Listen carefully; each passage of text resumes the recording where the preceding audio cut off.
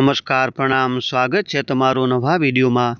मित्रों आजनी कहानी सासू अने पतिव्रता स्त्री जरूर सांभळे। मित्रों एक गाम में एक संयुक्त परिवार रहतो हतो। परिवार में कुल 5 सभ्यो हता, जेमां सासू ससरा तेमज मोटा सासू अने पति पत्नी।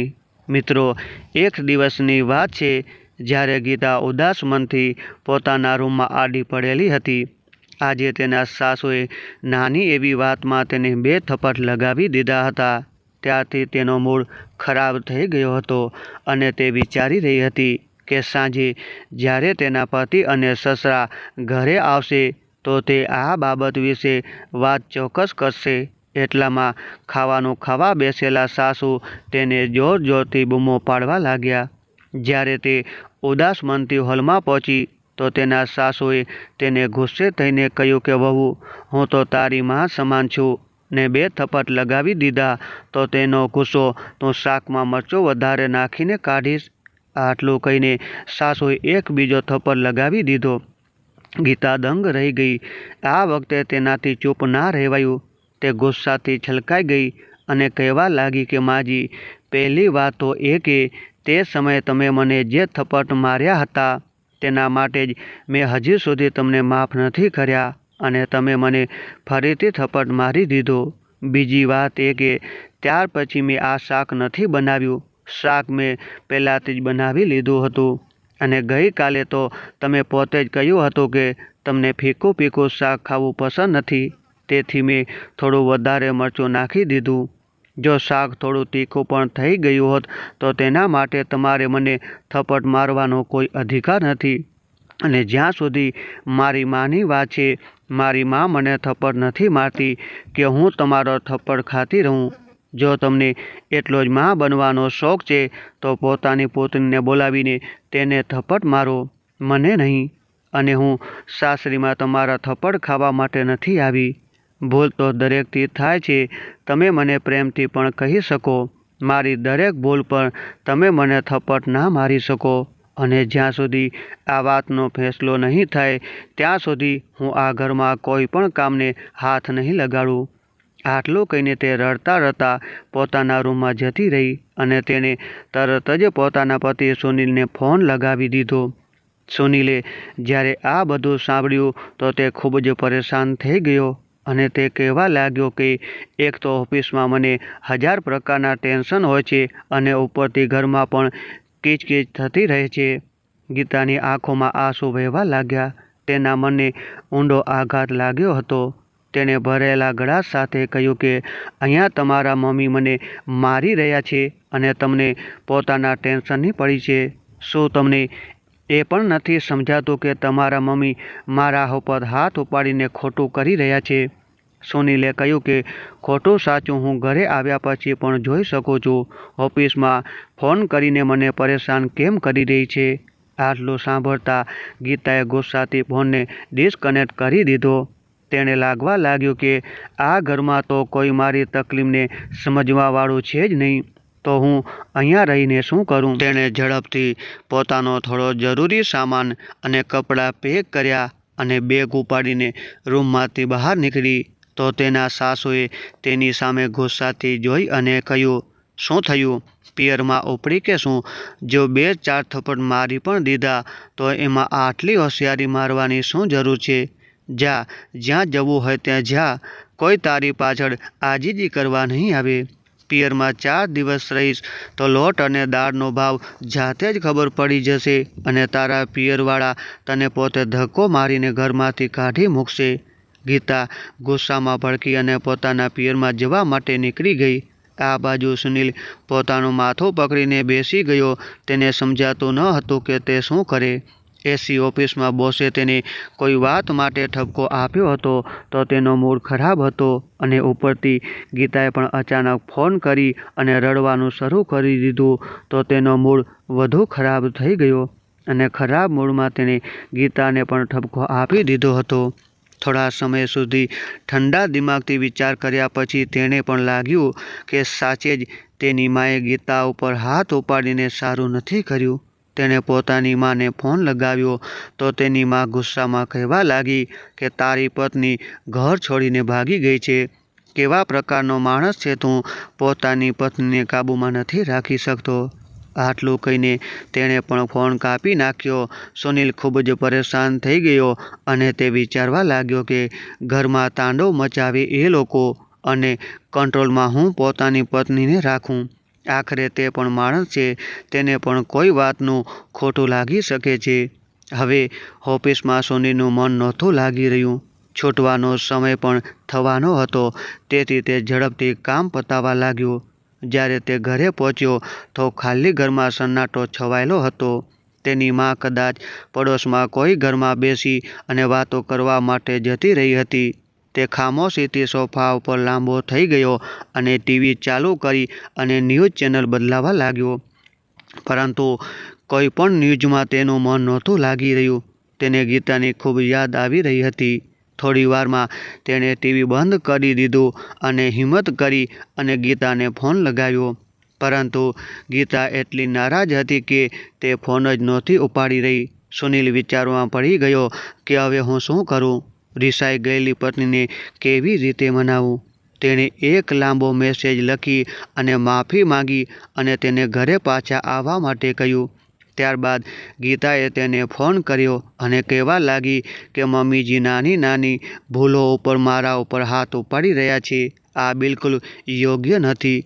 જ્યાં સુધી તેમને તેમની ભૂલનો અહેસાસ ન થાય અને તેઓ વચન ના આપે કે તેઓ ભવિષ્યમાં ફરીથી મારા ઉપર હાથ નહીં ઉપાડે, ત્યાં સુધી હું ત્યાં નહીં આવું. સુનિલે તેને સમજાવવાની ઘણી કોશિશ કરી, પરંતુ ગીતા હવે એમ જ ઘરમાં પાછી નહોતી આવવાની.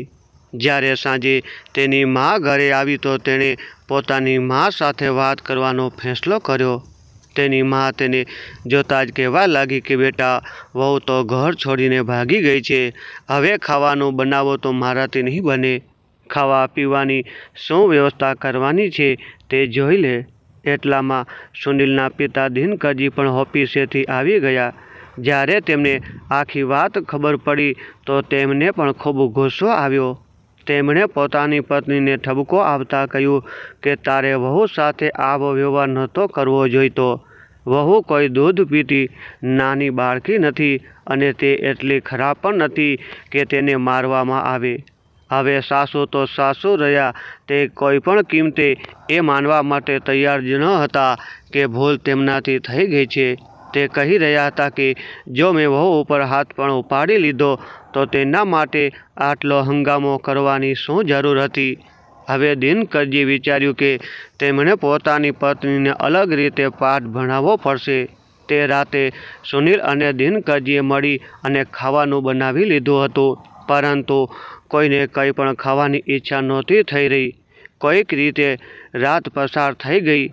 બીજા દિવસે વહેલી સવારે દરવાજાનો બેલ વાગ્યો.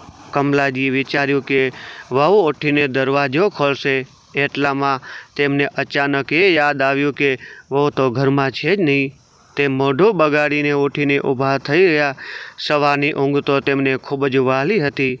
તેમ છતાં પણ તેમણે ઉઠવું પડ્યું, કારણ કે ઘરમાં બીજું કોઈ હતું જ નહીં. કેમ કે સુનિલ અને તેના પિતા વહેલી સવારે ચાલવા માટે જતા રહ્યા હતા. કમલાજી દરવાજો ખોલીને સ્તબ્ધ થઈને ઊભા રહી ગયા, કારણ કે તેમના સાસુ પદ્માજી ગામડેથી આવ્યા હતા. તેઓ કમલાજીને જોતાં જ બોલ્યા, આ શું વહુ, હજી સુધી તારી ઊંઘ પૂરી નથી થઈ શું? કમલાજીએ ગભરાઈને પોતાના સાસુના ચરણ સ્પર્શ કર્યા અને કહેવા લાગ્યા કે હા માજી, બસ ઉઠી ગઈ હતી.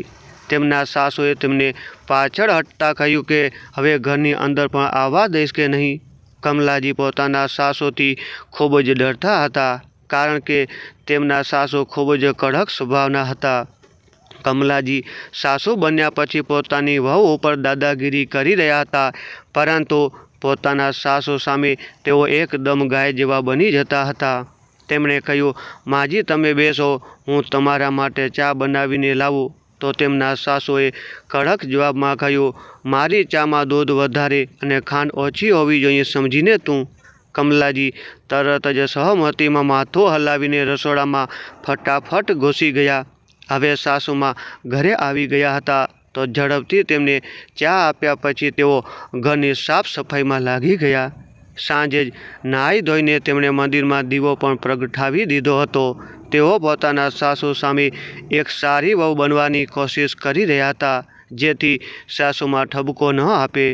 નાસ્તો બનાવતા બનાવતા થાકને કારણે તેમની હાલત ખરાબ થઈ ગઈ હતી, કારણ કે વહુના આવ્યા પછી કમલાજીની કામ કરવાની આદત તો છૂટી જ હતી.